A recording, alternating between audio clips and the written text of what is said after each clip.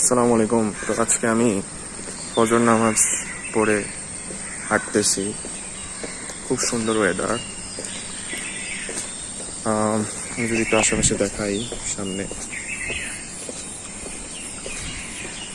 Pastry shop, এখানে আমি একসময় ফিজিক্স পড়তাম। তো মোটামুটি সিনারি বেশ ভালোই। আর হচ্ছে এখন একটু বাসার উদ্দেশ্যে হাঁটতেছি। ওজন কমাতে হবে, এই জন্য কি হাঁটাহাঁটি পরিমাণটা বাড়াই দিছি। আজকে রাতে ঘুম হয়নি, দেখি এখন যে ঘুমাতে পারে কিনা। ইদানিং আর কি খুব একটা বদ অভ্যাস হয়ে গেছে, দেরিতে ঘুমাই দেরিতে উঠি। সেটা কি এই রুটিনটা খুব শীঘ্রই চেঞ্জ করতে পারবো। আরে কুকুরদের ঘোরার সময় এখন।